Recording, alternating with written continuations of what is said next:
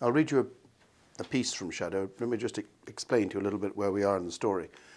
It's told by Grandpa, and Grandpa is visiting a man and his mother in this prison, this detention centre at Jarl's Wood. And he's about to find out the beginning, really, of why Aman is there and how it all happened. And Matt, in the story, is Grandpa's grandson, who also tells part of the story. And Matt has told him quite a bit about Aman, because Aman is at school with him. They know each other, and one of the reasons that the grandfather is there is because Matt is so upset that Aman has been sent to this detention centre. So here it is then.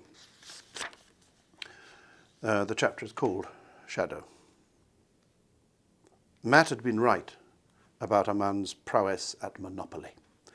Within an hour, he owned just about all of London and had left me bankrupt and in jail. "You see," he said, punching the air with both fists in triumph, "I am very good in business, like my father was. He was a farmer.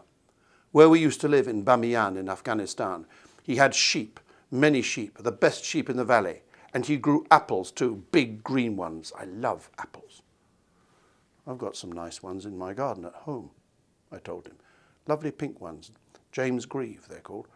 I'll bring you some next time I come." "They won't let you," he said ruefully.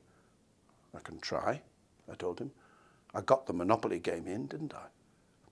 He smiled at that. Then, leaning forward suddenly and ignoring his mother, he began asking me all sorts of questions, some about where I lived, what job I did, what football team I supported. I could tell that Matt had told him a fair bit about me already, and that pleased me a lot. But a man wanted to talk mostly about Matt, about how he got all his letters, and how after a while he decided he couldn't write back because he knew he wouldn't be seeing Matt again, and it only made him sad. "You mustn't say that," I told him. "You don't know you won't be seeing him again." "Yes, I do," he said. I knew he was right, of course. But I suppose I thought I should give him some hope. "You never know," I said. "You never know." It was then that I remembered the family photo I'd brought in with me from home at the last moment, another of Matt's ideas, and a good one too. I took it out of my jacket pocket and was about to hand it over. Suddenly, there was a guard yelling at us. Then she was striding across the room to our table, the same woman who had ticked me off before. Everyone in the room was looking at us. "It's not allowed!"